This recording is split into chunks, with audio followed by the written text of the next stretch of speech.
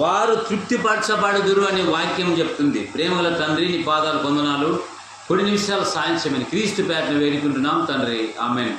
ప్రియులారా, దేవుడు, తండ్రి అయిన దేవుడు తన ప్రియ కుమారుణ్ణి ఈ లోకానికి పంపించాడు. ఈరోజు క్రిస్మస్ సందర్భంలో వాక్యాన్ని మాట్లాడుకుంటాం. ఏమంటాడు? మత్తయి సువార్త 5వ అధ్యాయంలో మరి యేసు ప్రభుల వారు 9 ధన్యతలు కనబడుతున్నాయి. ఇక్కడ 9 ధన్యతల్లో ఇక్కడ 8వ వచనం చూస్తే 9వ వచనము, సమాధాన పరచువారు వారు ధన్యులు. దేవునికి స్తోత్రం. సమాధానం, ఆయనకి సమాధానంగా చాలామందికి లేదు. సమాధానం పరచువారు ధన్యులు, వారు దేవుని చూస్తారంట. దేవుని చూస్తారు. హృదయంతో ఏముండాలంట? సమాధానం లేని జీవితాలు ఎన్నో ఉన్నాయి ప్రపంచంలో. ఎందుకంటే మంచి ఉంది, చెడ్డ ఉంది, వెలుగుంది, చీకటి ఉంది, అబద్ధం ఉంది, నిజముంది, సత్యం ఉంది, అసత్యం ఉంది.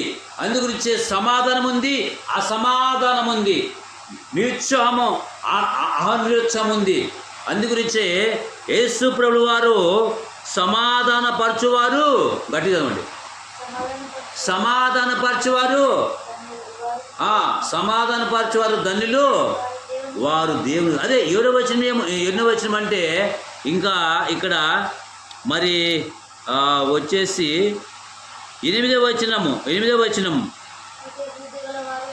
హృదయ శుద్ధి గల వారు ధన్యులు, వారు దేవుని చూస్తారు. హృదయ శుద్ధితో దేవుని స్మరించాలి మనం. అంటే ఉదయకాలంలో హృదయ శుద్ధితో ఉన్న వాళ్ళు సమాధానం వస్తుంది. ఎవరైనా సరే, ఎంతటి వారైనా సరే హృదయ శుద్ధి కావాలా. మనమంతా పాపాత్ములు, దౌర్భాగ్యులం, ఎన్నిక లేని మన నీచులు, ఎక్కడో దెబ్బకుబ్బని పడిన మన జీవితాలను ఇటువంటి స్థితిలో తెచ్చాడంటే ఇందులో దేవుని కృప ఉన్నది. హల్లెలూయా. కాబట్టి ఇందులో ఏముందంటే దేవుని కృప.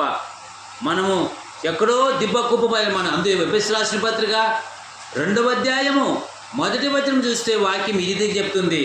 కాబట్టి సమాధానం లేకుండా ఉన్న జీవితాన్ని సమాధానపరిచాడు. అశాంతిలో ఉన్నవాడిని శాంతింపజేసేవాడు దేవుడు. యేసు ప్రభువు వారు సమాధానం ఇచ్చేవాడు. మరి ఆయన చూస్తారంట. ఆయనలో పరీక్ష భాగ్యాన్ని మనకి ఇచ్చాడు. ఎంతోమందికి అసమాధానం ఉంది, ఎంతోమందికి నెమ్మది లేదు. అందుగురించే ప్రియులారా, మరి ఇక్కడ బైబిల్ గ్రంథం ఉంది. మరి ఎఫెసీయులకు రాసిన పత్రిక 2వ అధ్యాయము 1వ వచనం చూస్తే వాక్యం ఈ రీతిగా చెప్తుంది, మీ అపరాధముల చేతను పాపముల చేతను సచ్చిన వారైండగా ఆయన మిమ్మల్ని క్రీస్తులో కూడా బ్రతికించెను. ఎంత గొప్ప దేవుడు కదా, మహానీటి పడ. ఏ భేదం లేదు, అందరూ పాపం చేసి దేవుడు అనుగ్రహించే మహిమను, ఆయన మహిమను ఈరోజు క్రిస్టమస్ వర్తమానము దేవుడిచ్చే అనుగ్రహం పొందలేకపోతున్నారంటే ఏమి చేసిందంటే 2 కొరింథీ 4 యుగ సంబంధమైన దేవత గుడ్డితనం చేసి పెట్టింది ప్రజలకి. యేసుప్రభు అమెరికా దేవుడని, లండన్ దేవుడని, జపాన్ దేవుడని, మాదిగ దేవుడని, తక్కువ కులానికి దేవుడని, సన్న కులం దేవుడని, మనకి ఇదొక క్రైస్తవ మతం కాదు, కులం కాదు, మోక్షానికి మార్గం అని బైబిల్ యోహాను సువార్త 14వ అధ్యాయము మరి 5-6 వచనాలు కనబడుతుంది. ఏమంటున్నాడంటే, నేనే మార్గమై ఉన్నాను, నేనే మార్గమును సత్యమును జీవమునై ఉన్నాను, నా ద్వారా తప్ప ఎవడో తండ్రి అని అనుకుంటా పరలోక రాజ్యం ఇట్లా పోవాలంటారు. పరలోక రాజ్యానికి పోవాలంటే 10 రకాలు ఉంటాయా? ఈ ఊరికి ఎన్నో రస్తులు ఉన్నాయి. పరలోక రాజ్యానికి 10 రకాలు ఉన్నాయా? లేవు. బైబిల్ చెప్తుంది యెహోషువ 14:6 ఏమంటున్నాడంటే, యేసు చెప్పాను, నేనే మార్గం అంటాడు, నేనే జీవము, నేనే సత్యము జీవము, నా ద్వారా తప్ప ఎవడు తండ్రి యొద్దకు రాడు అని బైబిల్ చెప్తుంటే రకరకాలుగా మాట్లాడతారు. ఆయన ఈ లోకానికి ఎందుకు వచ్చాడు? నశించిన దాన్ని వెదకి రక్షించడానికి ఈ లోకానికి వచ్చాడు. తప్పిపోయిన నశించాము ఏమిటో పాపములు, శాపములు, అబద్ధములు, కుళ్ళు, కుతంత్రములు, అసమాధానంతో ఉన్నారని బైబిల్ చెప్తుంది ప్రియులారా. అందుగురించే మరి ఈ యొక్క సమయంలో లూకా సువార్త ఈ లోకానికి ఎందుకు రావాల్సి వచ్చిందంటే 2వ అధ్యాయము 8వ వచనం చూస్తే యేసు ప్రభువు వారు ఈ లోకానికి మరి వచ్చాడు. ఏ విధంగా వచ్చాడు, ఎప్పుడు వచ్చాడు, ఎప్పుడు ఎక్కడ ఎవరి గర్భాన్ని వచ్చాడని బైబిల్ గ్రంథం స్పష్టంగా తెలియజేస్తుంది. ఎంత గొప్ప దేవుని కుమారుడు అంటే అంత గొప్ప అద్భుతం కరుడు. అందుకు ప్రియులారా, మరి లూకా సువార్త 2వ అధ్యాయం చూస్తే మరి ఆ దేశంలో కొందరు గొర్రెల కాపరులు పొలంలో ఉండి రాత్రి వేళ చదవమ్మా.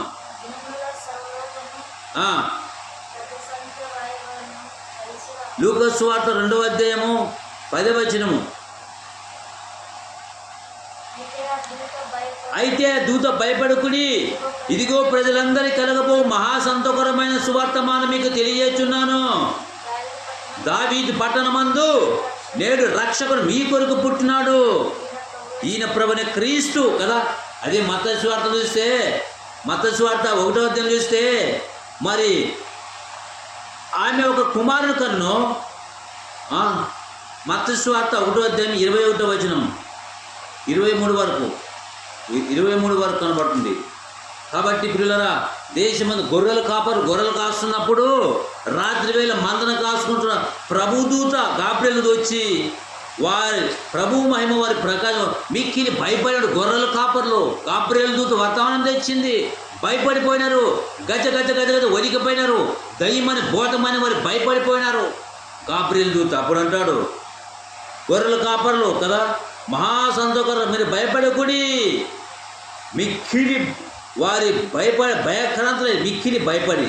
అయితే ఆ దూత భయపడుకుని, ఇదిగో ప్రజలందరి కలగో మహాసంతోష సువార్త మీకు తెలియజేది. ఏమంట? దావీదు పట్టణం నేడు రక్షకుడు మీ కొరకు పుట్టినాడు. ఎందుకు? పాపములు, శాపములు కురిసించిన వారిని విడిపించడానికి వచ్చాడు. ఎంత గొప్ప పండగ, ఎంత గొప్ప ఆనందం ప్రియులరా. అందుగురించే యేసు ప్రభువు వారు మరియమ్మ గర్భంలో వచ్చినాడు. అందుగురించే ప్రియులరా, మరి ఇక్కడ నేడు రక్షకుడు మీ కొరకు, ఒక కులానికి కాదు, ఒక మతానికి కాదు, జాతి కాదు, ప్రపంచంలో 270 దేశాల్లో ఈ రోజుల్లో మరి అందరికి రక్షకుడు యేసుక్రీస్తు. అందరికీ ప్రభు 10:36 కనబడుతుంది, కొందరికి కాదు.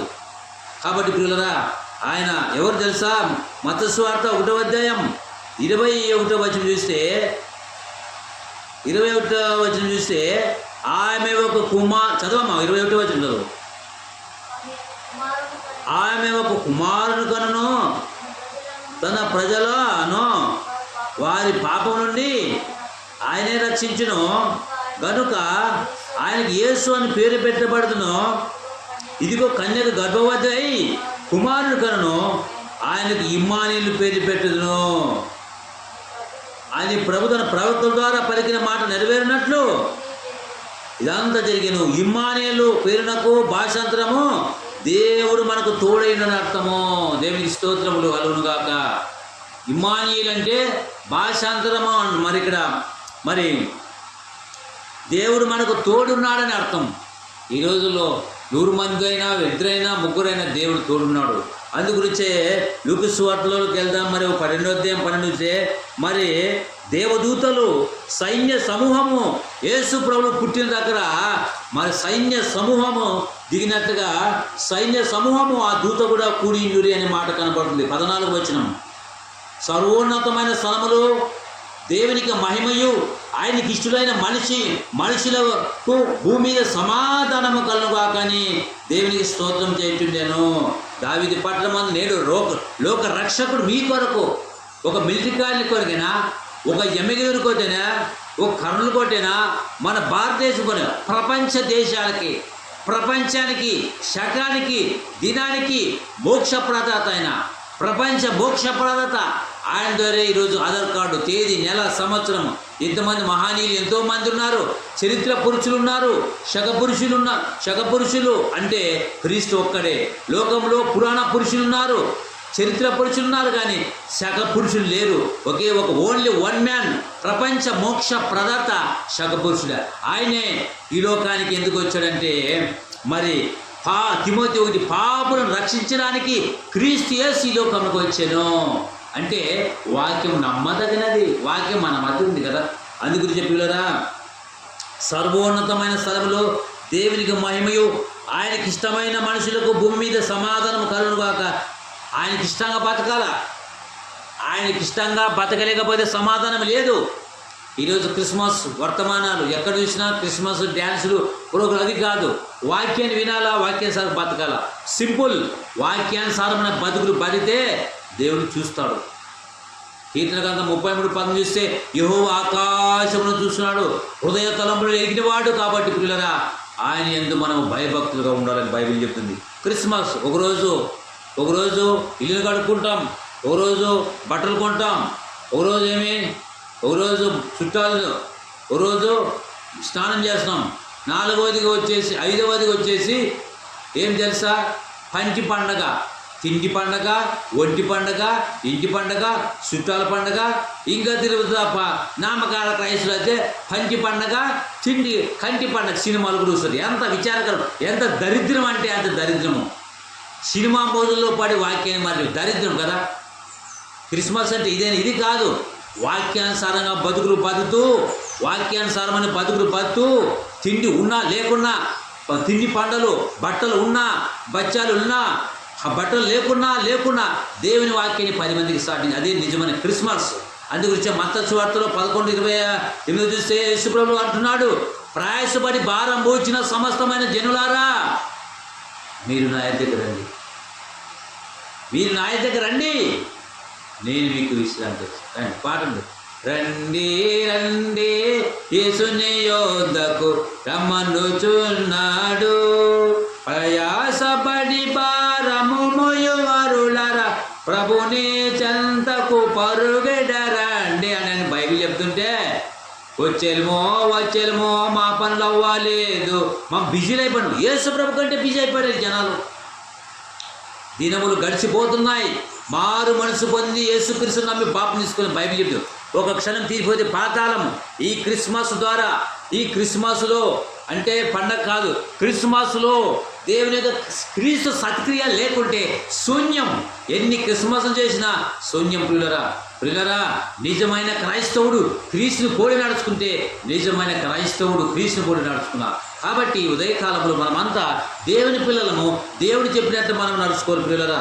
అందుగురించే సర్వోన్నతమైన స్థలంలో దేవునికి మహిమయు, ఆయనకి ఇష్టులైన మనుషులకు భూమి మీద సమాధానము కలుగుగాక. హల్లెలూయా. ఎంత గొప్ప మంచి మాట కదా. అంటే సర్వోన్నతమైన స్థలములో దేవునికి మహిమయు, ఆయనకి ఇష్టులైన మనుషుల మీదకు భూమి మీద సమాధానం ఇస్తాడంట కదా. మరి సమాధానం ఉందా? నిజంగా మన గుండె మీద చేసుకొని చెప్పుకుంటే ఈరోజు ఎంతో సమాధానం. రేపు పండగ ఏం చేస్తున్నాం, ఏం లేదు, రేపు ఏం తినాలా, రేపు ఏం చికెన్ కొని తినాలా, రేపు పండగకి ఎంతమంది వస్తారో, ఏమేం చేస్తారో, ఉంటుందా లేదా, ఏమేమి ఒక్కని చేయాలి, ఏ స్పీడ్ చేయాలి, ఇదే ఆలోచన. డిప్రెషన్ గురైపోతున్నారు. ఇదే కాబట్టి ప్రియులరా, అందుగురించే మీ చింత యావత్తు ఆయనకి అప్పచెప్పాలంటాడు కదా. ఈ ఆలోచనలో తిండికి, తీర్థానికి, దేనికి సమయం ఇస్తే దేవుడు ఒప్పుకుంటాడా? అందుకే ప్రథమ స్థానం దేవునికి ఇవ్వాలా. ప్రథమ స్థానం నీ హృదయాన్ని దేవునికి గుండె ఇయ్యాలా, సమర్పించుకోవాలా. రోమా 12:1 పరిశుద్ధమును దేవునికి అనుకూల సమయమునైనా సజీవయాగంగా దేవునికి సమర్పించారు. అదే నిజమైన క్రిస్మస్. క్రీస్తు గురించి లోకానికి సాధించిన ప్రియులరా, ఒక్కరు మారు మనసు పొంది క్రిస్మస్ సందర్భమున ఓన్లీ వన్ మ్యాన్ ఒక్కడు మారితే దేవదూతలు పండగ చేస్తారు కదా. ఎక్కడ తెలుసా? అదే నిజమైన క్రిస్మస్. పేతురు రాసిన పత్రిక, పరలోకం దేవదూతలు లేని భాగ్యాన్ని, దేవదూతలు లేని భాగ్యాన్ని వెలికిచ్చాడు కదా. అందుగురించే పేతురు రాసిన పత్రిక 1వ అధ్యాయం చూస్తే మరి ఏమై క్రిస్మస్ అంటే ఏమనే మాట, అదే నిజమైనటువంటి ఎప్పుడు క్రిస్మస్. పేతురు రాసిన పత్రిక 1వ అధ్యాయము 22వ వచనం చూస్తే, మరి 1వ అధ్యాయము మరి ఇక్కడ 2వ పేతురు అనుకుంటా, 1 పేతురు రాసిన పత్రిక 1వ అధ్యాయము 12వ వచనం చదవండి. 1వ అధ్యాయము 12వ వచనం. పరలోకం నుండి పంపబడిన పరిశుద్ధాత్మ వలన మీకు సువార్త ప్రకటించిన వారి ద్వారా మీకు ఇప్పుడు తెలుపబడి ఈ సంగతుల విషయమై తమ కొరకు కాదు కానీ మీ కొరకే తాము పరిచర్య చేసిన సంగతి వారికి బయలుపరచబడెను. దేవదూతలు ఈ కార్యమును చూసి తొంగి చూడగోరేను. దేవునికి స్తోత్రం కదా. దేవుడు పరలోకం నుంచి దేవదూతలు తొంగి చూస్తాడట. ఒక ఆత్మకి నువ్వు నేను సువార్త చెప్పి ఒక ఆత్మను దేవుని నడిపిస్తే దేవదూతలు తొంగి చూస్తారంట. నువ్వు క్రిస్మస్ చేసుకుని ₹1,00,000 పెట్టుకున్నారా? ₹1,00,000 పెట్టి క్రిస్మస్ చేసినందుకు కాదు. ఒక వ్యక్తికి సువార్త చెప్పి దేవుని వైపు తిప్పినప్పుడు దేవదూతలు తొంగి చూస్తారంట. ఈ పరిచర్య చూసి దేవదూతలు తొంగి చూస్తారు. పిల్లరా, ఒకసారి మన జీవితాన్ని ఆలోచించుకుందాం. భూమి మీద ఆయనకి ఇష్టమైన మనుషులకు సమాధానము కలుగాక. మన జీవితాలు ఎలా ఉన్నాయి? నా ప్రియులరా, ఆయనకి ఇష్టమైన జీవితాలు జీవిస్తే దేవుడు చూసి సంతోషిస్తాడు. సర్వోన్నతమైన స్థలములు దేవునికి మహిమయు ఆయనకి ఇష్టలైన మనుషులకు భూమి మీద సమాధానము కలుగుగాక. సమాధానం ఎప్పుడు వస్తుంది? గడిబిడి గందరగోళాలు ఉంటే సమాధానం రాదు. వాక్యానికి తావు ఇవ్వాల, వాక్యముకి తావు ఇవ్వాల. భూమి మీద సమాధానము కలుగుగాక అంట అని దేవునికి స్తోత్రం చేయుచుండెను. ఆ దేశంలో గొర్రెలు కాస్తుండగా గొర్రెల కాపర్లకి గాబ్రియేలు దూత ప్రత్యక్షమై పొలంలో కాచుకున్న గొర్రెల కాపర్లు దింబ్రాంతి ఆశ్చర్యపోయినారు. ఆ వెలుగును చూసి, నక్షత్రం చూసి, మరి ఆ వెలుగు చూసి భయపడిపోయినారు. భయపడకుడి అంటారు కదా, ఏమంటాడు? భయపడకుడి మీకు. అయితే ఆ దూత భయపడుకు, ఇదిగో ప్రజలందరికీ కనకపో మా సంతోషకర వర్తమానం నేను మీకు తెలియజేస్తున్నాను. దావీదు పట్టణమందు నేడు రక్షకుడు మీ కొరకు పుట్టాను అంట. ఫిబ్రవరి 2:3 చూస్తే ఇంత గొప్ప రక్షణ భాగ్యాన్ని విని నీళ్ళని తప్పించుకోలేదు. ఆ తలం తప్పించుకోవాలంటే ఒక యేసు ప్రభు దగ్గరకు రావాల్సిందే. ఆయన పాదాల దగ్గరకు రావాల్సిందే. ఆయన యేసు రక్తం ప్రతి పాపిని శుద్ధీకరించింది కదా. నశించిన వాడిని వెదకి రక్షించడానికి యేసు ప్రభు లోకానికి వచ్చాడు. ఇల్లు కొరకు, భూముల కొరకు, మరి ఫ్యాక్టరీల కొరకు, రాజ్యాల కొరకు ఆయన ఈ లోకానికి రాలే. స్కూళ్ళు, కాలేజీలు స్థాపించడానికి రాలే. ఎందుకు వచ్చాడు? నీవు నేను ప్రపంచంలో అందరూ నశించి నాశనమై సైతాను మార్గంలో ఉంటుండగా తండ్రి దేవుడు యేసుక్రీస్తు లోకానికి పంపించాడు. ఎప్పుడు? యేసుక్రీస్తు పుట్టమనిపే యెషయా గ్రంథంలో మరి ఆయన ముందుగా రాపించాడు.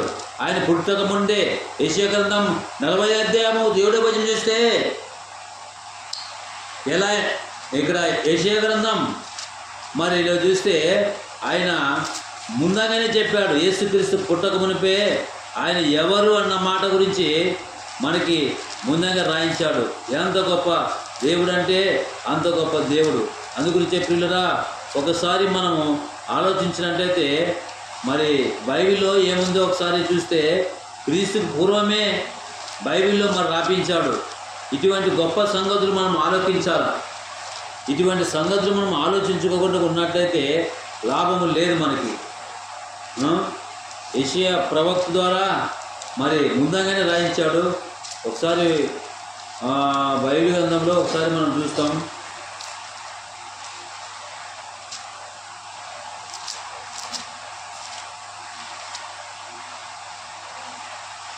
యెషయా గ్రంథం 45లో నేను వెలుగును సృష్టించిన వాడను, అంధకారం కలిగిన నేను అంట కదా.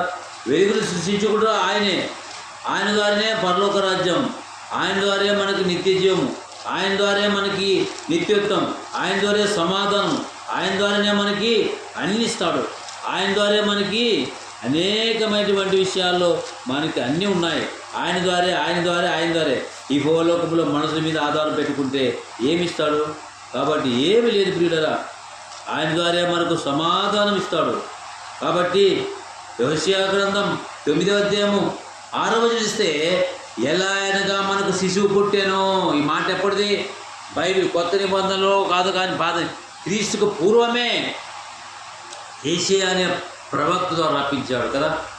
ఎలా అనగా మనకు శిశువు పుట్టానో, మనకు కుమారుడు అనుగ్రహింపబడును, ఆయన భుజం మీద రాజ్యభారం ఉండును, ఆశ్చర్యకరుడు, ఆలోచనకర్త, బలవంతుడైన దేవుడు, నిత్యుడగు తండ్రి, సమాధానకర్త, అధిపత్యానికి పేరు పెట్టబడును. చూడండి ఎంత గొప్ప దేవుడు అంటే. యేసు ప్రభు గురించి ప్రవచనం నెరవేర్పు కదా. లూకా సువార్త, మత్తయి సువార్తలోనే 1వ అధ్యాయంలోనే కదా. మరి ఆయన జననం గురించి ముందంగానే రాపించాడంటే ఎంత గొప్ప దేవుని కుమారుడు కదా. లూకా సువార్త 2వ అధ్యాయం 8-14 వరకు చూస్తే ఆయన జననమైన ఏ విధంగా పుట్టుక. మరి ఎవరు క్రిస్మస్ చేశారు? గొర్రెల కాపర్లు బంగారు గోడలు సమర్పించారు. ఈరోజు నీ హృదయం సమర్పిస్తావా దేవునికి? ఇంటి పండుగకి, పెంట పండుగకి, కళ్ళు పండుగకి, తిండి పండుగకి, సినిమా పిండికి, బట్టల పండుగకి గంటలు కేటాయిస్తాం. ఒక చీర కొనాలంటే గంటలు దేవుని దగ్గర వెళ్ళడానికి మనం నిర్లక్ష్యం చేస్తే న్యాయమైన? ఒకసారి పిల్లలు ఆలోచించండి. ఎలా అయినా మనకు శిశువు పుట్టానో, మనకు కుమారుడు అనుగ్రహింపబడును, ఆయన భుజం మీద రాజ్య భారముండును, ఆశ్చర్యకరుడు, ఆలోచనకర్త, బలవంతుడు దేవుడు, నెత్తులకు సమాధానకర్త, అధిపతి అని చెప్పారు కదా. ఆయనకి ఇష్టమైన మనిషి సమాధానం కలుగాకంట. ఇక్కడ 9వ అధ్యాయంలో కూడా సమాధానకర్తకు అధిపతికి పేరు. యేసుక్రీస్తు ఎవరు? సమాధానం ఇచ్చేవాడు. ఎంతోమందికి సమాధానమే లేదు. అసమాధానం చీకటింది. వెలుగులో రాంటున్నాడు, అబద్ధములో ఉన్నవారు నిజంలోకి రాంటున్నాడు. అందుగురించే మరి ఏమంటున్నాడంటే మత్తయి 5:5 సమాధాన పరచువారు ధన్యులు కదా, వారు దేవునికి కుమారులు. ఎవరైనా గొడవలు చేసుకుంటున్నప్పుడు సమాధాన పరచాలి. అది దేవుని లక్షణం, అది దేవుని నమ్మకం లక్షణము. గొడవల్లో చేస్తున్నప్పుడు సమాధాన పరచాలంటది బైబిల్. సమాధాన పరచువారు ధన్యులు, వారు దేవునికి కుమార్తెలు అయిపోతారని బైబిల్ గ్రంథం చెప్తుంది. పిల్లరా, ఉదయకాల సమయంలో తండ్రైన దేవుడు మనకిచ్చాడు. ఉదయకాల సమయంలో కదా సమాధానం కలిగిన వారు ఎందరో యేసుక్రీస్తును నమ్ముకొని సమాధానం కలిగారు. సమాధానం కావాలంటే యేసు ప్రభు పాదాల దగ్గర ఆయన నీకు సమాధానము ఇస్తాడు, నిత్య జీవిస్తాడు. ఈ భూమి మీద 60-70 సంవత్సరాలు బతుకుతున్నామంటే దేవుని మహిమార్థంగా బతకారా. నీకు ఆరోగ్యం, బలము, శక్తి ఇన్ని ఇచ్చాడంటే ఆయన మహిమపరచండి. అందుగురించి సూర్యుడు ఎందుకు, గాలి ఎందుకు, చంద్రుడు ఎందుకు, ఇవన్నీ నీ కొరకు అన్నప్పుడు నీవు దేవుని కొరకు బతకాల పిల్లరా. అందుగురించి దేవుని కొరకు బతకాల. దేవుని కొరకు బతికితే పరలోక రాజ్యం ఇస్తాడు. అందుగురించే ఏమంటాడంటే కుమారుని యందు విశ్వాసించువాడే నిత్య జీవము గలవాడు అంటాడు. యోహాను సువార్త 3వ అధ్యాయము 36వ వచనం చూస్తే చదవడమ్మా గట్టిగా ఈ లాస్ట్ మాట. కాబట్టి క్రిస్మస్ అనగా క్రీస్తుని గురించి లోకానికి సాటించుట, సత్క్రియలతో సాటించుట, బోధ ప్రచారం చేయుట, ఆకలి తీర్చుట, బట్టలు ఇవ్వట, ఆపదలో ఉన్నటువంటి ఆదుకొనుట. నిజమైన క్రైస్తవుడు క్రీస్తుని పోలిన నిజమైన క్రిస్మస్. క్రీస్తులో కూడా ఎన్ని క్రిస్మస్ చేసే శూన్యం. కాబట్టి పిల్లరా, క్రిస్మస్ ఎవరు చేశారు? గొర్రెల కాపర్లు. ప్రసంగికుడు ఎవరు తెలుసా? గాబ్రియేలు దూత. కాబట్టి ఆయనకి ఇష్టమైన మనుషుల మీద దేవదూత సైన్య సమూహం దిగినారు యేసు ప్రభు దగ్గరికి కదా. యేసు బాలుడి దగ్గర కదా. ఆయనకి ఇష్టంగా బతిదేనే నీకు సమాధానం ఇస్తాడు. నువ్వు బతకగలవా? విధేయత ఉన్నావా? అనుసరించే యోహాను సువార్త 3వ అధ్యాయం 36వ వచనం కనబడుతుంది, చదవండి. యోహాను సువార్త 3:36.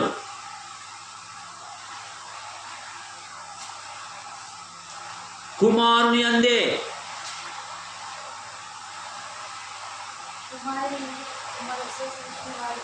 గట్టి చదవాల. కుమారుని యందు విశ్వసించువాడే, కుమారుని విధేయత కానివాడు జీవం చూడడు కానీ దేవుని ఉగ్రత వాని మీద నిలిచున్నది. పోదు కదా పిల్లలు కదా, డ్యాన్స్ బేబీలు, పొగరలాటము, ఎగరలాటము, ఎంజాయ్లు, తినేది, తాగేది, ఎగరలాడేది, గాల్లో ప్రాణాలు పోతాయి. దేవుని వాక్యం కావాలి. సైతాను ఎక్కడ పెడతాడంటే అధికారం యాడో పెట్టేస్తాడు కనవద్దు. అందుగురించే కుమారుని యందు విశ్వాసం ఉంచేవాడే నిత్య జీవం గలవాడు. క్రిస్మస్ చేసిన వాడు కాదు, క్రీస్తును పోలి నడుచుకున్నవాడు. కుమారుని యందు విశ్వాసం ఉంచేవాడే నిత్య జీవం గలవాడు. కుమారునికి అనగా యేసుక్రీస్తుకి, కుమారునికి అనగా యేసుక్రీస్తుకి విధేయుడు కానివాడు జీవము చూడడు కానీ దేవుని ఉగ్రత వాని మీద నిలిచి ఉండును. ఎంత గొప్ప దేవుని మాట! ఆయన నా మాట అగ్ని వంటిది, శక్తి వంటిది, బండలు బద్దలేసే వాక్యం. అందుగురించి పాపములు ఉన్నావా, శాపములు ఉన్నా, అజ్ఞానంలో అసమాధం ఉన్నవారు అందరి యేసుప్రభు పిలుస్తున్నారు. మత్తయి సువార్త 11:28 చూస్తే, ప్రయాసపడి భారం మోచిన సమస్తమైన జనులారా, మిల్టికాలి ప్రజలకంటే చెప్పాడా, ప్రపంచ దేశాలకే కాదు ప్రతి మనిషికి అందరికీ చెప్తున్నాడు. ప్రయాసపడి భారం మోచిన సమస్తమైన జనులారా, మీరు నా దగ్గర రండి, నేను మీ దగ్గరకు వస్తానంటాడు.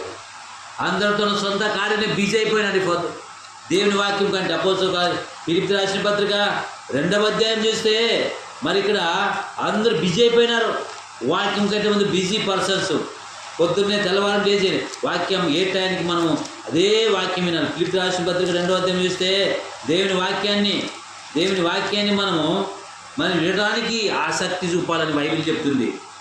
2వ అధ్యాయము ఫిలిప్పీయులకు రాసిన పత్రిక 2వ అధ్యాయము చూస్తే మరి 4వ వచనము, మీలో ప్రతి వాడును తన సొంత కార్యము మాత్రమే కాక ఇతర కార్యములు కూడా చూడవలెను అంటాడు. ఇక్కడ ప్రతి వాడు ఇతర కార్యాలు కూడా చూస్తున్నారా, దేవుని కార్యాలను కదా.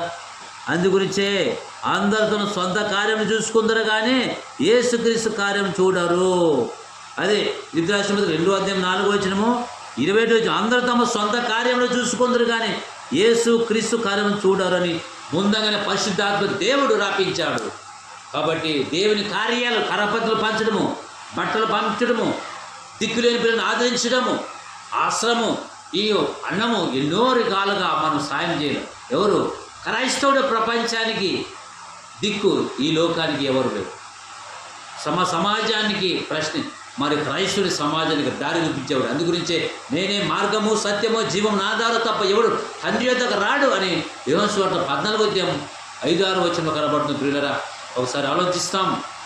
అందుగురించే దావీదు పట్టణమందు నేను రక్షకుడు మీ కొరకు నీ హృదయంలో పుట్టాడు. నీ హృదయంలో చోటిచ్చావా? హృదయ పైన తలుపులు తట్టుతున్నాడు. ఎవరైతే ఆయనకి తలుపులు తెరుస్తారో లోనికి వస్తుంది వాక్యంని. సైతానికి కూడా హృదయం సైతానికి చోటితే వాడు సైతాన్ మనిషిని అలజడి పుట్టించి ఆ సమాధానం ఇస్తాడు. సమాధానం ఇచ్చేవాడు యేసు ప్రభువు వాడు. సమాధాన పరిచేవారు దాన్ని దేవుని కుమారులు కుమార్తెలు అయిపోతున్న బైబిల్ చెప్తుంది. ఒకసారి మనం ఆలోచించుకుందాం. ఈ యొక్క 11 నెలలు కాపాడాడు. 24లో 24 సంవత్సరం. ఈ 25లో ఎంతోమంది రాలిపోతున్నారు ఈ క్రిస్మస్ చూడకుండా. ఈరోజు బ్రతికి బట్ట కట్టమంటే దేవుని కృప. ఈ క్రిస్మస్ మాటలు, ఈ క్రిస్మస్ సందర్భాన దేవుని వాక్యం, దేవుని రాజ్యము పానము భోజనము కాదు, నిత్య జీవములు, ఆనందము, సంతోషము, చికెన్ మటన్ కాదు. దేవుని రాజ్యము, పాటలు, స్తుతులు, ఆరాధన, ఇవన్నీ పరలోకంలో ఎప్పుడు దూతగా, ఎప్పుడు స్తుతి స్తోత్రం. కాబట్టి పానములో కాదు, దేవుని ఒక వాక్యం నిత్యోత్తము నడిపించేది, ఆనందం, సంతోషం, సమాధానం, నిత్య జీవము లేని మాటలు మనం విన్నాం. రక్షకుడు నీ హృదయాల్లో నీవు చోటిచ్చావా? మారు మనసు కొద్ది ప్రభుని యేసుక్రీస్తు నమ్మి పాపం తీసుకొని క్రీస్తు కొరకు బలితే పరలోక రాజ్యం ఇస్తాడు. ఒకసారి ఆలోచన చేసుకుందాం. దావీదు పట్టణమందు నేను రక్షకుడు మీ కొరకు. మరి ఎవరి కొరకు అంట? మీ కొరకు పుట్టాను. అందుగురించి పిల్లరా, దావీదు పట్టణమందు నేడు రక్షకుడు మీ కొరకు. కాబట్టి మీ కొరకు పుట్టి ఉన్నాడు. ఈయన ప్రభువైన క్రీస్తు. క్రీస్తు అనగా రక్షకుడు. ఆయన మాటలు విన్న మనము ఎలాగ బతుకుతున్నాం? ఈ సంవత్సరము అంత కాపాడాడు. మరి ఈ సందర్భంలో దేవుని మాటలను వింటే నిత్య జీవుని మాటలు, ఆయన మాటకు చోటిస్తే ఆశీర్వాదం. గొర్రెల కాపర్లు మిక్కిలి భయపడిపోయి గాబ్రియేలు దూత వర్తమానం తెచ్చింది. ఆయనకి ఇష్టంగా బతుకున్నావా? అయిష్టంగా బతుకున్నాం? ఒకసారి ఆలోచించుకుందాం. ఆయనకి ఇష్టంగా బతే ఆశీర్వాదంలే మనకి. వద్దన్నా నేను బ్రతుకు దినములన్నీ కృపాక్షేమం నా వెంట వచ్చినట్టు దావీదు భక్తులు 23:6లో.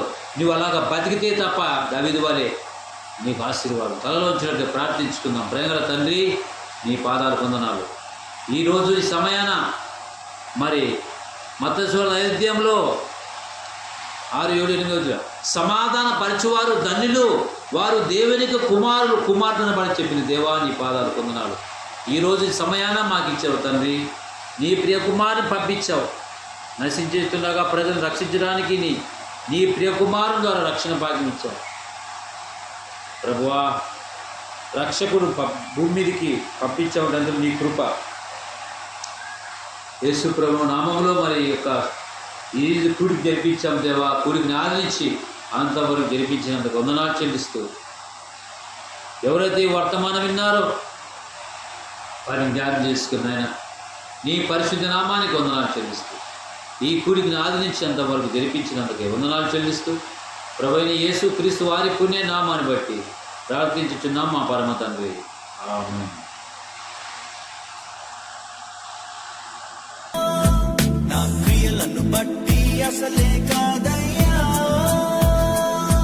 చూపావు ప్రేమ నాపై, పిలిచావు నన్ను కృపకై, జనములకు ప్రవక్తగా నన్ను